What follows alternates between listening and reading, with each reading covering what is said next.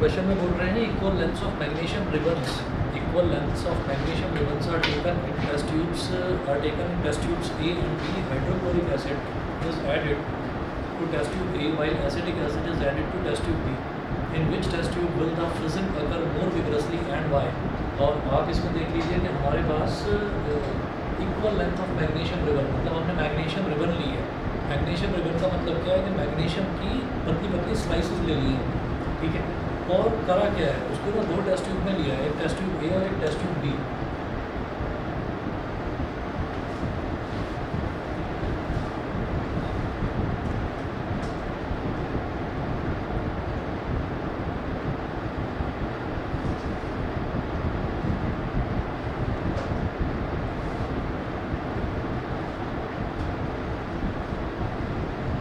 Test tube ए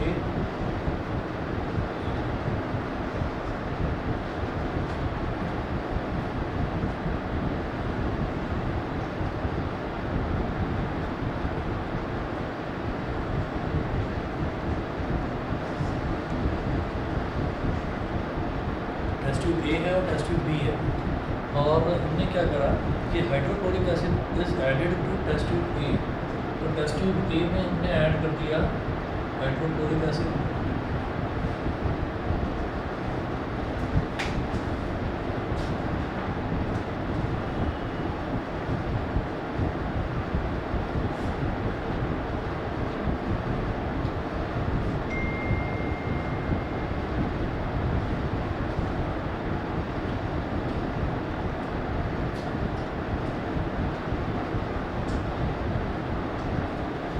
CH3COOH ये हुआ, एक में हाइड्रोक्लोरिक एसिड ऐड करा है और एक में हमने एसिटिक एसिड यानी कि CH3COOH ऐड करा है।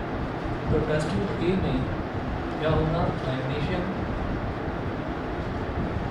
Plus HCl, magnesium plus HCl। तो इसमें आप देखिए मैग्नीशियम प्लस HCl ये हुआ,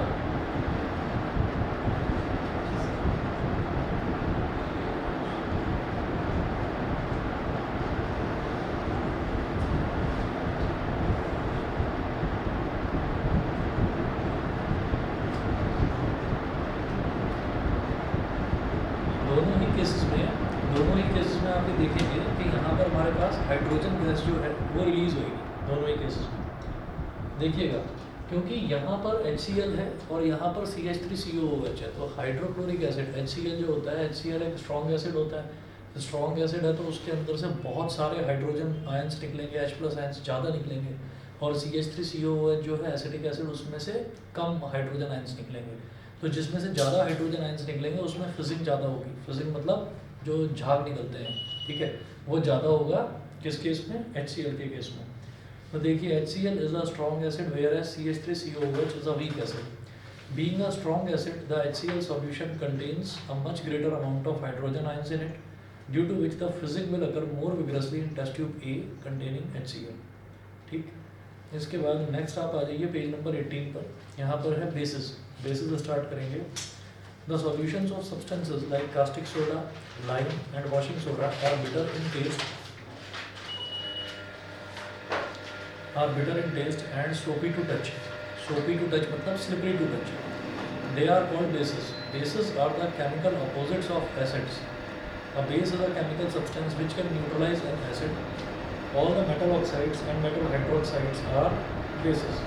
तो क्या होता है कि जितने भी सब्सटेंसेस हैं उनके सॉल्यूशंस, जैसे कि कास्टिक सोडा हो गया, लाइम हो गया, वॉशिंग सोडा हो गया, they are bitter in taste and soapy to touch. तो जो भी टेस्ट करने में जो कड़वे होते हैं, बिटर होते हैं, और टच करने में जो सोपी होते हैं, सोपी मतलब जो स्लिपरी होते हैं, वो सारे के सारे बेसिस की कैटेगरी में आते हैं। और बेसिस जो हैं वो एसिड्स के केमिकल अपोजिट्स होते हैं। मतलब एसिड्स का अगर एसिड्स का जो नेचर है वो खट्टा है तो इनका नेचर जो है वो कड़वा है। एसिड्स जो हैं, एसिड्स अगर जलाने का काम करते हैं तो फिर ये बुझाने का काम करते हैं, तो ये उनके ठीक अपोजिट है। और इसके बाद ये कह रहे हैं कि ऑल द मेटल ऑक्साइड्स, तो जितने भी मेटल ऑक्साइड्स होते हैं या फिर मेटल हाइड्रोक्साइड्स होते हैं। मेटल ऑक्साइड क्या हो गया, जैसे मान लीजिए कि मैग्नीशियम ही है, तो मैग्नीशियम ऑक्साइड की अगर मैं बात करूँ, मैग्नीशियम की वैलेंसी 2+ है, ऑक्सीजन की वैलेंसी 2- है। तो इसका 2 इसके साथ आ जाएगा, इसका 2 इसके साथ आ जाएगा, यानी कि MgO बन जाएगा। तो ये क्या हो गया मेटल ऑक्साइड, तो ये क्या हो गया बेसिक ऑक्साइड हो गया। ऐसे ही मेटल हाइड्रोक्साइड, मेटल हाइड्रोक्साइड क्या हो गया, जैसे Mg की वैलेंसी 2+ है और OH की वैलेंसी 1- है, तो इसका 1 इसके साथ आ जाएगा और इसका 2 इसके साथ चला जाएगा, MgOH होल ट्वाइस। तो जितने भी मेटल ऑक्साइड्स हैं या फिर मेटल हाइड्रोक्साइड्स हैं वो सारे के सारे बेसिस होते हैं, समझ गए, ठीक है, ये सारे के सारे बेसिस होते हैं। For example sodium oxide, sodium hydroxide, calcium oxide, calcium hydroxide और स्टेट ब्लैक, ये सारे के सारे बेसिस हैं। कुछ एक्सेप्शन भी एक दो है, तो एक एक्सेप्शन देखिए इसमें क्या है, ammonium hydroxide is also a base, तो it is not a metal hydroxide. Ammonium hydroxide इसमें भी OH आ रहा है, अमोनियम हाइड्रोक्साइड भी एक बेस है, जबकि ये एक मेटल हाइड्रोक्साइड नहीं है। Metal carbonates and metal hydrogen carbonates are also bases, तो मेटल कार्बोनेट्स और मेटल हाइड्रोजन कार्बोनेट्स जो होते हैं वो भी बेसिस ही होते हैं। अच्छा जी, अब बात करेंगे एल्कलीज की। Those bases which dissolve in water without any chemical reaction are known as alkalis. Some of the common alkalis are ऐसे बेसिस जो बिना किसी केमिकल रिएक्शन के नॉर्मली ही वाटर के अंदर डिजॉल्व हो जाते हैं, वाटर सॉल्युबल बेसिस। जितने भी बेसिस हैं जो बिना किसी केमिकल रिएक्शन के ऐसे ही वाटर में डिजॉल्व हो जाते हैं, उनको हम क्या बोल देते हैं, एल्कलीज बोल देते हैं। Some of the common alkalis are sodium hydroxide, potassium hydroxide KOH, calcium hydroxide CaOH whole twice, ammonium hydroxide NH4OH and magnesium hydroxide MgOH whole twice, magnesium hydroxide MgOH whole twice. उसके बाद देखेंगे जी properties of bases. Properties of bases तो first है bases have bitter taste. Bases का जो test है वो कड़वा होता है, जैसे एसिड्स का सॉल्ट है ना, ऐसे ही इनका कड़वा टेस्ट होता है। सेकेंड है bases feel soapy to touch. Bases को जब हम टच करते हैं तो दे आर सोपी। थर्ड है bases turn red litmus to blue, तो बेसिस जो होते हैं वो रेड लिटमस को ब्लू कलर में कन्वर्ट कर देंगे। फोर्थ है bases conduct electricity in solution, they are electrolytes. तो बेसिस जो है वो भी बिल्कुल एसिड्स की तरह हैं कि जैसे एसिड्स थे तो एसिड्स भी इलेक्ट्रिसिटी कंडक्ट करते हैं, इसी तरीके से जो बेसिस हैं बेसिस भी इलेक्ट्रिसिटी कंडक्ट करते हैं, यानी कि दे आर इलेक्ट्रोलाइट्स। इलेक्ट्रोलाइट्स का ही काम होता है इलेक्ट्रिसिटी को कंडक्ट करना। फिफ्थ है property bases react with some metals to form hydrogen gas. तो बेसिस का ये है कि बेसिस कुछ मेटल्स के साथ में रिएक्ट करके हाइड्रोजन गैस बनाता है। अब कुछ मेटल्स वो कुछ मेटल्स मेरे को करने की ज़रूरत नहीं है, मुझे बस एक रिएक्शन करना है इसमें, तो bases react with some metals to form hydrogen gas. तो हम ये देखेंगे कि एक NaOH है, तो NaOH सबसे कॉमनली यूज बेस है। जैसे आपने देखा कि जब हम एसिड्स के रिएक्शन करते थे तो सबसे ज़्यादा हमने जो रिएक्शन करा वो HCl के साथ करा, तो HCl सबसे ज़्यादा कॉमनली यूज एसिड है। इसी तरीके से जो कॉमनली यूज बेस जो है वो है NaOH, सोडियम हाइड्रोक्साइड। तो सोडियम हाइड्रोक्साइड का रिएक्शन हमने जिंक के साथ करा दिया, तो क्या मिलेगा Na2ZnO2 प्लस हाइड्रोजन गैस। तो बेसिस कुछ मेटल्स के साथ में रिएक्ट करके हाइड्रोजन गैस बनाते हैं।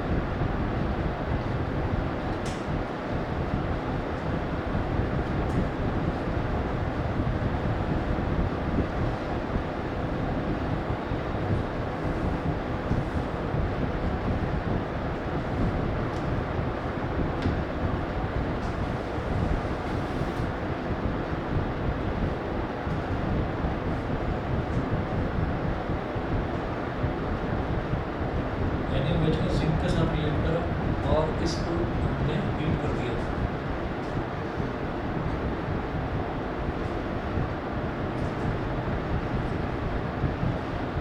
Na2ZnO2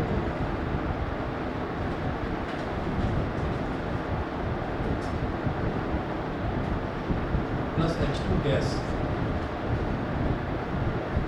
ये बन जाएगा bases react with some metals to form hydrogen gas. इसको बैलेंस करने के लिए यहाँ पर 2 लगा देंगे। All the metals do not react with bases to form salts and hydrogen gas. तो सारे के सारे मेटल्स बेसिस के साथ रिएक्ट नहीं करते, कुछ मेटल्स रिएक्ट करते हैं, उन्हीं में से हमने एक एग्जांपल के तौर पर जिंक ले लिया। ठीक, अगला देखेंगे we can show the formation of hydrogen gas in the reaction of sodium hydroxide with zinc metal by doing similar experiment as we have done in the case of acids. ठीक है, तो जैसे हमने we can show the formation of hydrogen gas in the reaction of sodium hydroxide with zinc metal by doing the similar experiment as we have done in the case of acids. तो जैसा हमने acid के case में करा वैसा ही हम basis के case में भी कर सकते हैं कि जिंक के साथ में रिएक्ट कराएंगे तो हमारे पास हाइड्रोजन गैस लिबरेट होगा। तो अब जो एक्सपेरिमेंट है वो एक्सपेरिमेंट बिल्कुल वैसा ही है जैसे आपने देखिए हमने एक एक्सपेरिमेंट लिया था जिंक, और जिंक में हमने हाइड्रोक्लोरिक एसिड ऐड कर दिया था, HCl ऐड कर दिया था, तो ZnCl2 जिंक क्लोराइड बन गया था। और फिर वहाँ से हमने एक डिस्चार्ज ट्यूब निकाली थी, उसको एक ट्रफ में डाल दिया था। ट्रफ में क्या था, सोप सॉल्यूशन था। तो सोप सॉल्यूशन जो है उससे हाइड्रोजन के बबल्स निकल रहे थे, और फिर उसके पास कैंडल्स लेकर आए थे, तो उसने बर्न करना शुरू कर दिया था। It burn with a pop sound. क्या हुआ बताओ? It burn with a pop sound. तो वही चीज़ है यहाँ पर भी देखिए कि take a few pieces of zinc granules in a boiling tube, add 5 milliliter of sodium hydroxide solution and heat the boiling tube on a burner. Second, I repeat all the steps in the same manner as we have done in the case of acids. तो सारे के सारे steps जो है वो repeat करने जैसे हमने acids के case में repeat करे थे. We will find that the gas present in soap bubbles burns with a pop sound, showing that it is hydrogen gas. ठीक. उसके बाद 6 देखते हैं, छठी प्रॉपर्टी देखेंगे, bases react with acids to form salt and water. तो जैसे हमने एसिड्स की प्रॉपर्टी देखी थी कि acids react with bases to form salt and water, वैसे ही बेसिस की जो प्रॉपर्टी है जस्ट उसका उल्टा ही तो है। बेसिस भी एसिड के साथ रिएक्ट करके क्या बनाएंगे, सॉल्ट एंड वाटर बनाएंगे। तो bases react with acids to form salt and water, NaOH ले लो और H2SO4 ले लो।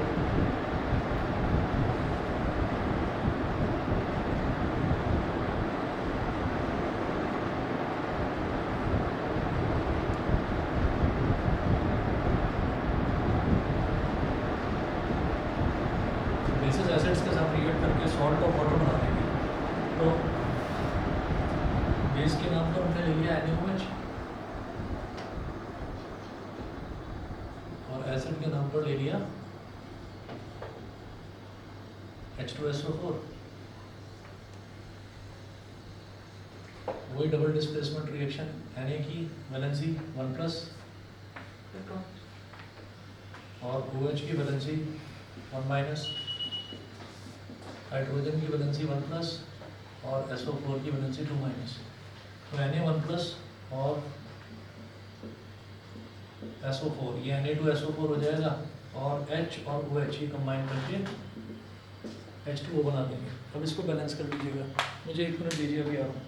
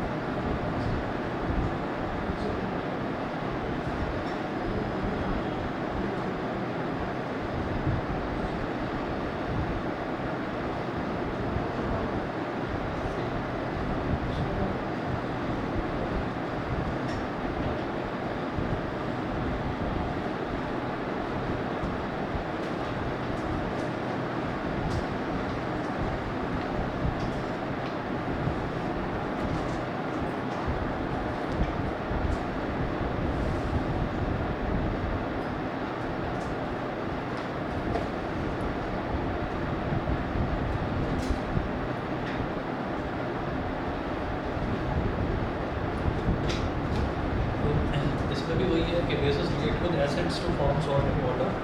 When an acid and a base combine, then the real neutralization reaction occurs due to the combination of hydrogen ions present in acid and hydroxide ions present in the base to form water. Seventh देखिए, bases react with non metal oxides to form salt and water. ठीक है, तो जैसे acids का देखा था कि acids react with metal oxides to form salt and water, ऐसे ही बेसिस का उल्टा है कि bases react with non metal oxides to form salt and water. तो जैसे हमने देखा था ना कि मेटल ऑक्साइड्स जो है वो बेसिस की तरह बिहेव करते हैं, ऐसे ही जो नॉन मेटल ऑक्साइड्स हैं वो एसिड की तरह बिहेव करेंगे. ठीक है, तो देखिएगा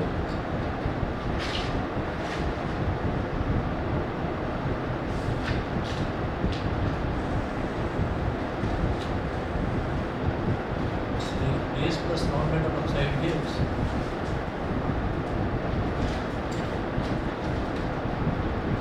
salt and water. Base plus non-metal oxide gives salt and water. अब जो बेस है वो ले लेते हैं CH छोड़ के ले लेते हैं इस बार कैल्शियम हाइड्रोक्साइड, और नॉन मेटल ऑक्साइड हमने ले लिया CO कार्बन डाइऑक्साइड. तो सॉल्ट प्लस वाटर मिलेगा, तो सॉल्ट क्या मिलेगा CaCO3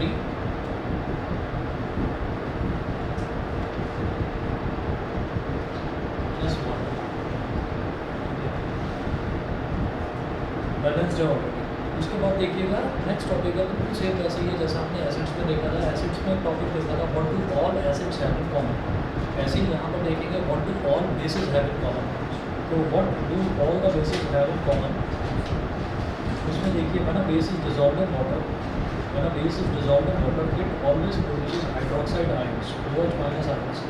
so a base is a substance which dissolves in water to produce hydroxide ions in solution. तो जैसे कि एसिड्स में क्या था कि एसिड्स को जब वाटर में डिसॉल्व करते थे तो H प्लस आयंस प्रोड्यूस होते थे.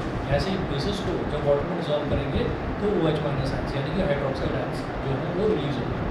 तो यहाँ पर देखिएगा NaOH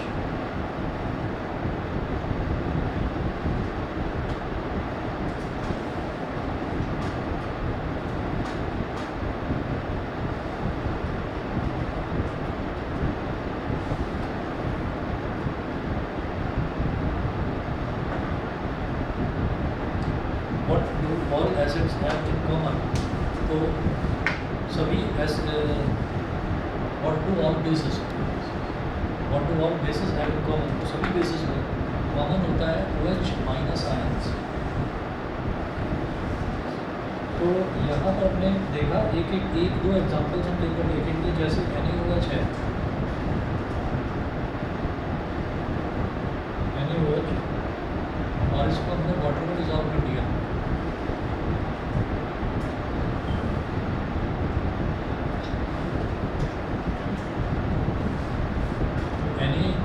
आयंस और हाइड्रोक्साइड के आयन, ये दोनों आयंस अलग अलग हैं. ठीक है, तो बेस में ये चीज़ होती है कि जब भी उसको वाटर में डिसॉल्व करा जाता है तो मेटल के आयन और जो हाइड्रोक्साइड आयन है वो सेपरेट आउट हो जाते हैं, अलग अलग हो जाते हैं. सेम हमने देखा कि OH के साथ में पोटेशियम हाइड्रोक्साइड,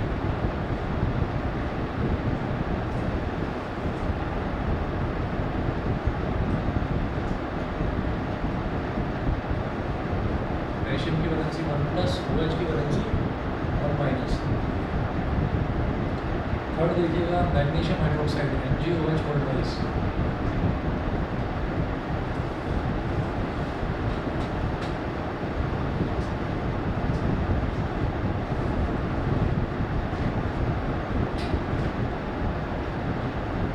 ठीक है जी, इसको बैलेंस करने के लिए यहाँ पर OH के देखिए दो हैं एटम्स. यहाँ पर OH 1 और 1, O के साथ 1 और H के साथ 1 है, तो इधर 2 लगा देंगे, बैलेंस हो गया. Mg के साथ भी 1 है. ठीक है,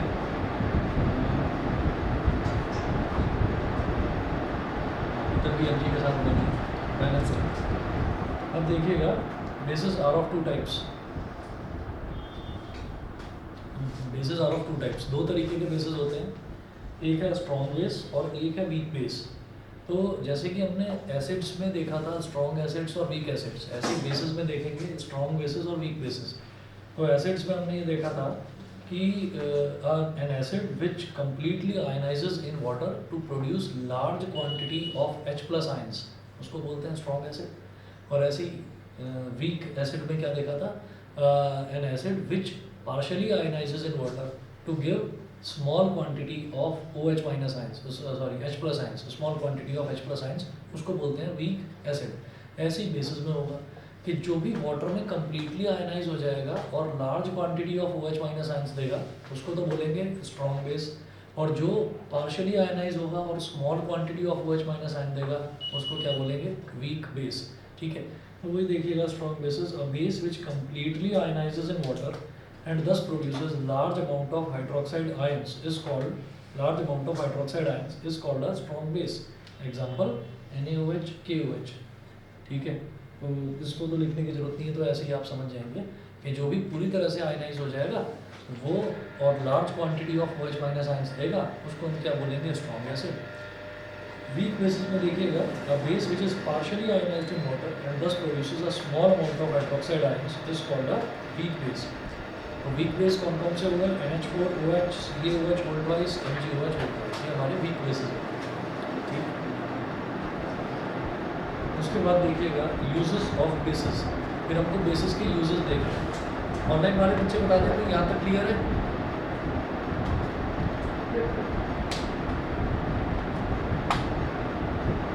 तो यूजेस देखते हैं, पहला है सोडियम हाइड्रोक्साइड। तो अलग अलग बेसिस है, इनके अलग अलग यूजेस देखते हैं। Sodium hydroxide, sodium hydroxide is used in the manufacture of soap, paper and a synthetic fibre called Ryan.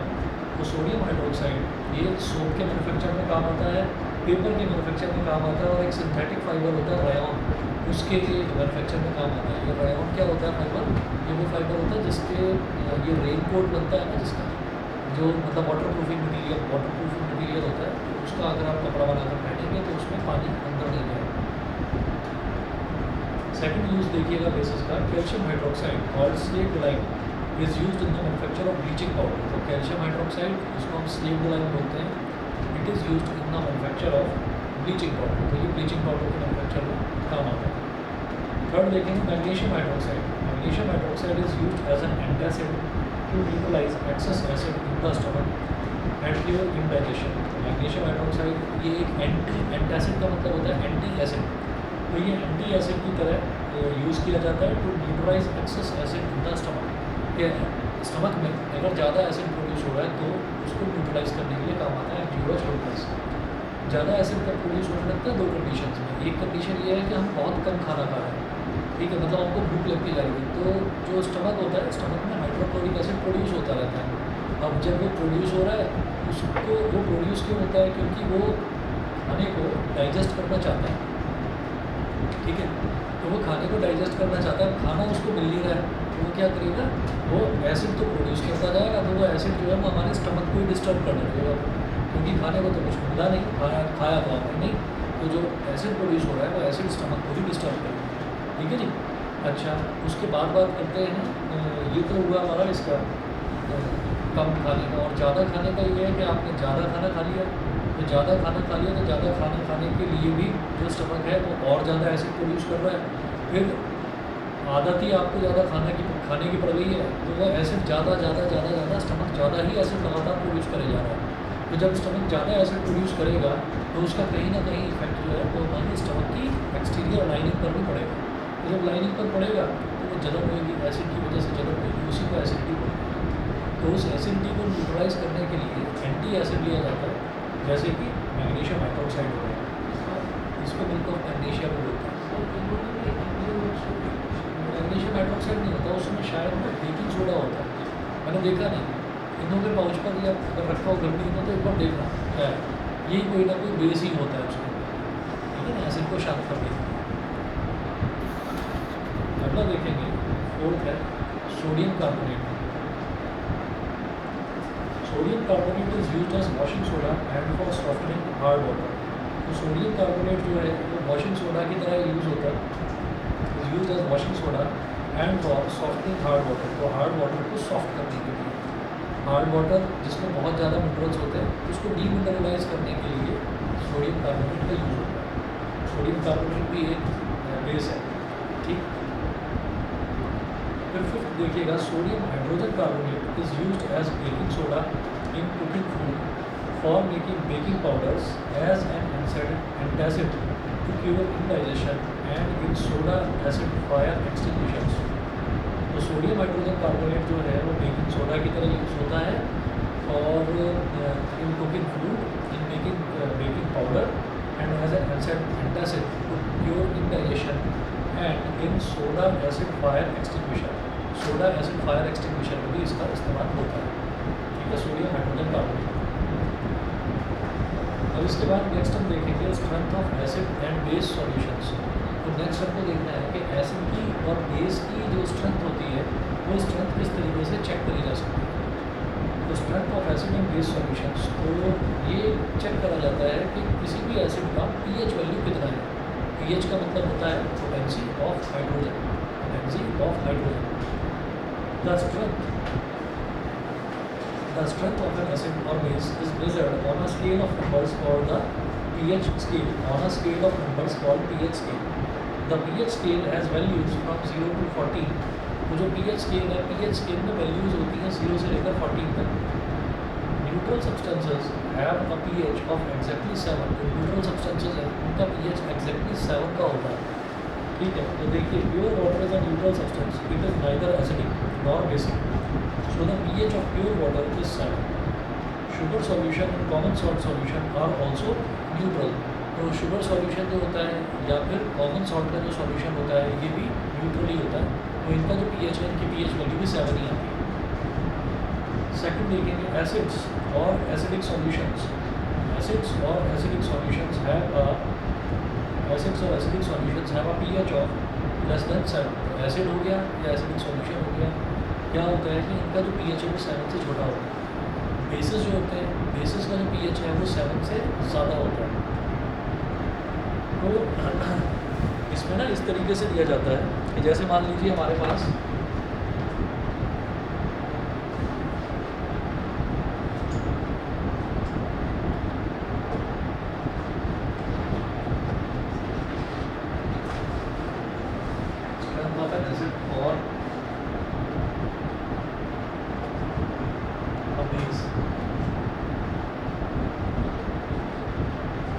इसको किस पर मेजर करा जाता है, पीएच स्केल पर।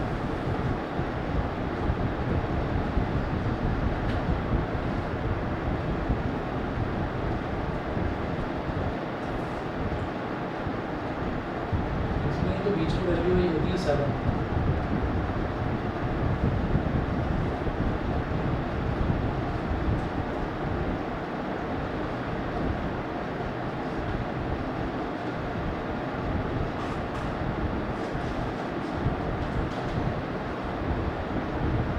वाली वैल्यू तो हो गई न्यूट्रल,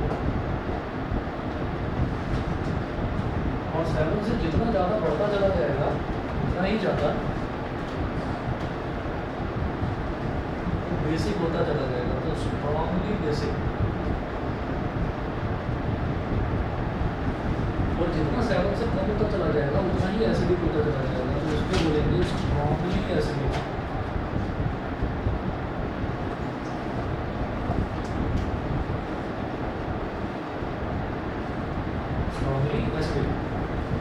तो देखिएगा इसमें था whenever a solution has a pH of less than 7 it will be an acidic solution. More acidic a solution is the lower will be its pH. तो जितना ज़्यादा कोई सॉल्यूशन एसिडिक होगा उतना ही ज़्यादा उसका पीएच वैल्यू कम होता चला जाएगा। फिर थर्ड देखिएगा बेसिस और basic solutions have a pH of more than 7। Basis हो गए या बेसिक सॉल्यूशंस हो गए, उनका पीएच जो है वो 7 से ज़्यादा होगा। तो इसमें है whenever a solution has a pH of more than 7, it will be a basic solution or alkaline solution. For example, a solution having a pH of 11 will be basic in nature or it will be a base. The more basic a solution is, the higher will be its pH. तो जितनी ज़्यादा higher pH value होती चली जाएगी वो solution उतना ही ज़्यादा basic होता जाएगा। तो उसके बाद देखिएगा एक टॉपिक आता है आपका universal indicator. Universal indicator is a mixture of many different indicators or dyes which gives different colors at different pH values of the entire pH scale. The colors produced by universal indicator at various pH values are given below. तो universal indicator में देखिए colors क्या क्या होते हैं.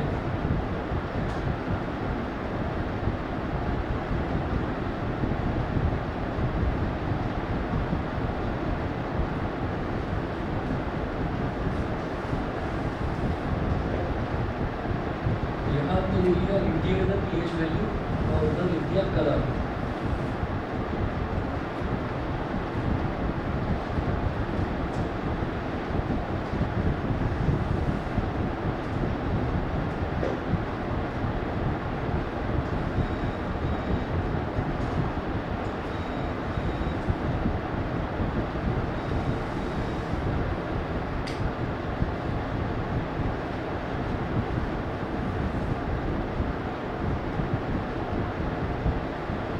सबसे पहले 0 तक लेंगे. कलर है आएगा डार्क रेड. और अगर pH वैल्यू है तो भी रेड. 2 अगर pH वैल्यू है तो भी रेड. 3 है तो ऑरेंज रेड.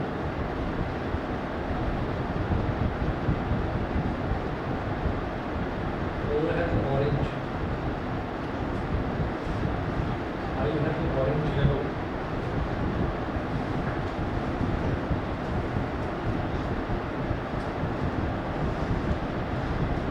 6 है तो ग्रीन येलो.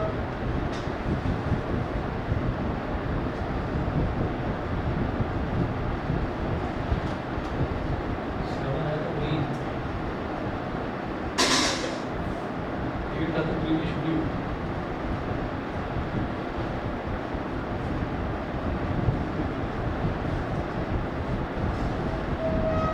9 है ब्लू.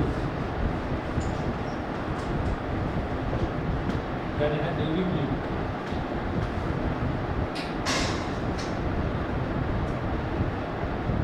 11 है पर्पल.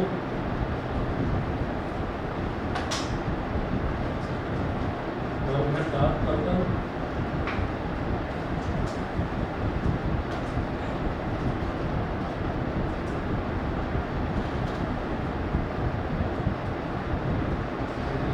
13 वायलेट. ठीक है. तो अब जरा देखिएगा इसमें ये होता है कि यूनिवर्सल इंडिकेटर ये अलग अलग तरीके की जो डाइज होती हैं. डाइज का मतलब क्या है कि अलग अलग तरीके के जो कलर्स हैं उनका एक मिक्सचर बनाकर एक सॉल्यूशन तैयार करा जाता है. और ये जो सॉल्यूशन है ये सॉल्यूशन का क्या है कि अगर आपने यूनिवर्सल इंडिकेटर लिया, यूनिवर्सल इंडिकेटर को आपने बीकर में डाला और उस बीकर में आपने 2 या 3 ड्रॉप किसी भी सॉल्यूशन की डाली, और अगर वो जो कलर है यूनिवर्सल इंडिकेटर का जो एक्चुअल में न्यूट्रल कलर होता है, तो अगर उसको आपने उसमें आपने कोई भी एसिड या कोई भी आपने सॉल्यूशन मिक्स करा और उसका कलर मान लीजिए ग्रीन आ जाता है. ठीक है. अगर बीकर में जो कलर है वो कलर ग्रीन हो जाता है, तो ग्रीन होते ही हम ये कहेंगे कि ये वाटर है, यानी कि ये एक न्यूट्रल सब्सटेंस है. अगर मान लीजिए उसका कलर वायलेट आ जाता है तो हम ये कहेंगे तो बहुत स्ट्रांगली बेसिक है. अगर उसका कलर मान लीजिए ऑरेंज रेड आ जाता है तो हम ये कह देते हैं कि एसिडिक है, काफ़ी एसिडिक है, लेकिन 3 है तो 3 यानी कि 7 और 0 के बीच में लाई करता है, तो माइल्डली एसिडिक है. 3 से कम हो जाता है, मान लीजिए 2, 1, 0 तो कहेंगे बहुत ज़्यादा एसिडिक, स्ट्रांगली एसिडिक. ठीक है. तो वो कलर का पता चलता है. कलर देखकर हम बताते हैं कि कोई चीज़ कितनी ज़्यादा एसिडिक है, कितनी ज़्यादा बेसिक है. यूनिवर्सल इंडिकेटर में ये होता है. क्लियर है जी? यहाँ तक ऑनलाइन वाले बच्चे बताइए, समझ गए यहाँ तक? ठीक है. अच्छा. और जैसे लिटमस होता है ना, तो लिटमस को 2 तरीके से ऑब्टेन किया जा सकता है, या तो लिटमस पेपर या फिर लिटमस सॉल्यूशन. ऐसा ही यूनिवर्सल इंडिकेटर के साथ है. यूनिवर्सल इंडिकेटर सॉल्यूशन भी प्रिपेयर करा जा सकता है और यूनिवर्सल इंडिकेटर में पेपर की स्ट्रिप आती है लंबी सी, वो भी प्रिपेयर करा जा सकता है. दोनों में से कैसे भी प्रिपरेशन करी जा सकती है. अब एग्जाम्पल देखिएगा, पेज नंबर 23 का लूँगा. If on putting the drop of a solution on the universal indicator paper, the paper turns dark red. If on putting the drop of a solution on the universal indicator paper, universal indicator paper पर अगर हमने किसी solution की drop डाल दी और वो जो paper है उसका पेपर का कलर चेंज हो जाता है, कलर चेंज होकर क्या हो जाता है डार्क रेड, तो हम ये कहेंगे that it's pH will be around 0.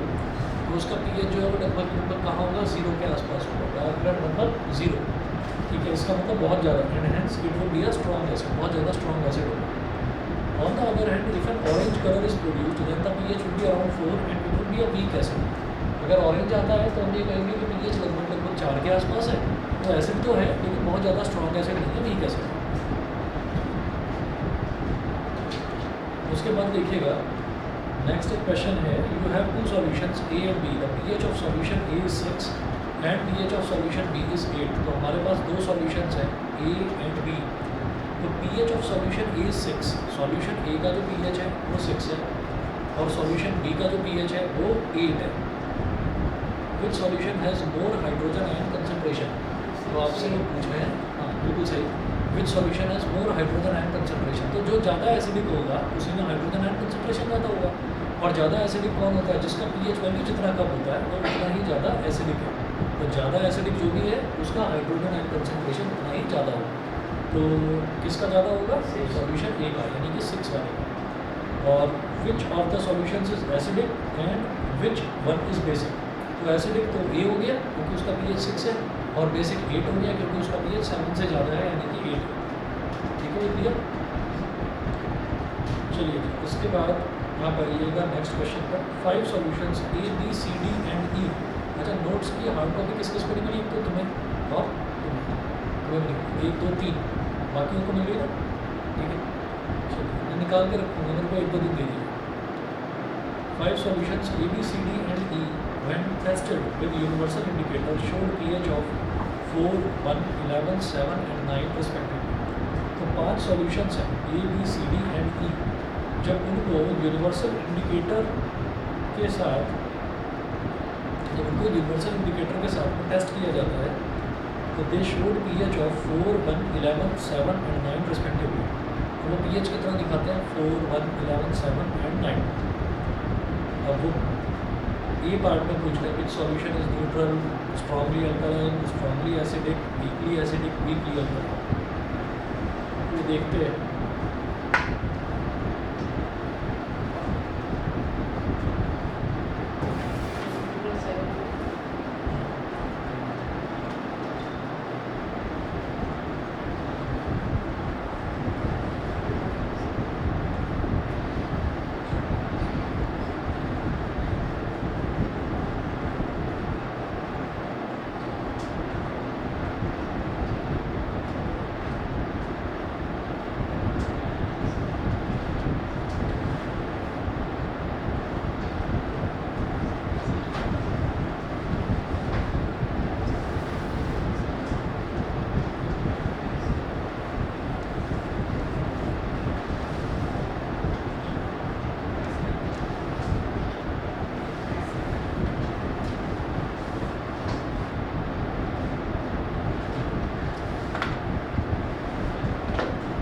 Solutions A, B, C, D and E।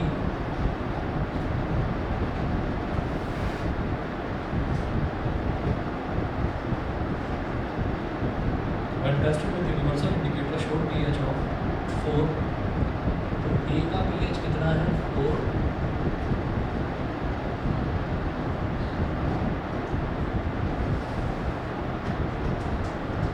B का कितना है? 1। C का है 11। D का है 7 और E का है 9। ठीक है, तो ये A, B, C, D, E इनके सबके पाँचों के pH कितने इतने हैं। वो सबसे पहले पूछ रहे हैं कि न्यूट्रल कौन सा है।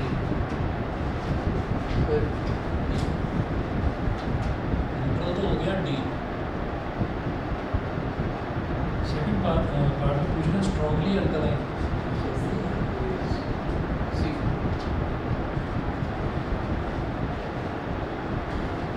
जिसकी वैल्यू 7 से ज़्यादा बड़ी होगी, तो ज़्यादा बड़ी कितनी है? 11, यानी कि C।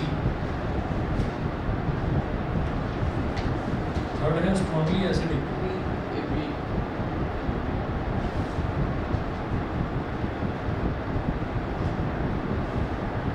ये B होगी, जिसकी वैल्यू कितनी कम होगी। फोर्थ है वीकली एसिडिक,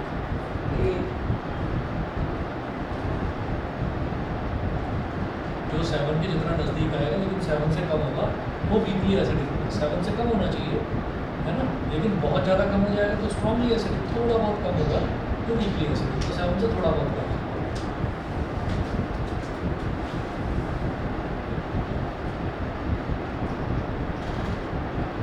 फिफ्थ पार्ट है वीकली अल्कलाइन,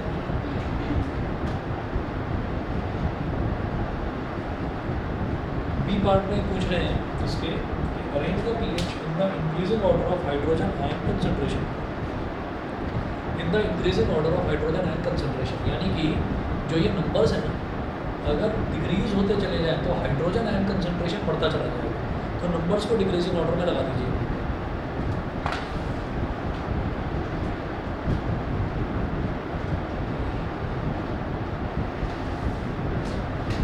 यहाँ लिखिएगा decreasing pH,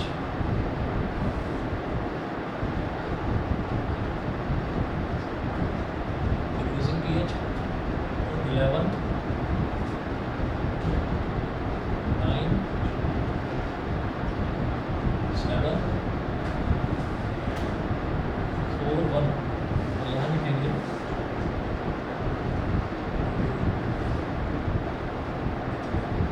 increasing hydrogen ion concentration,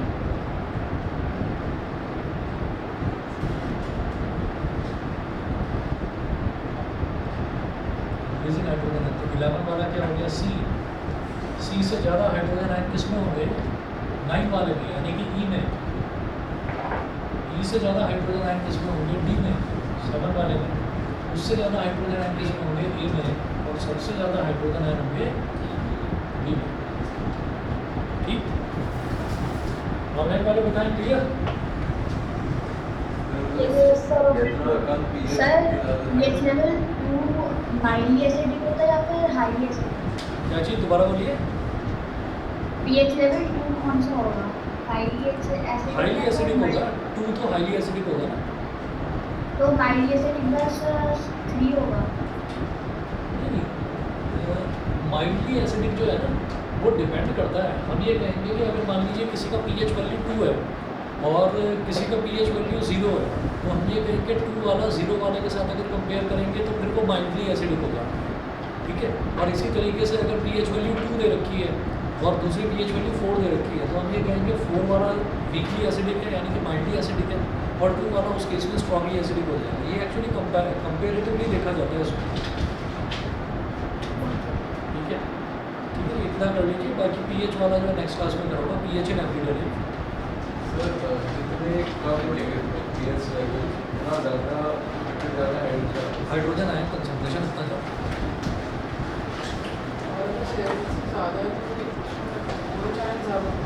तो वो चांस ज़्यादा होगा, उसमें हाइड्रोजन आयन कम होते चले जाएंगे।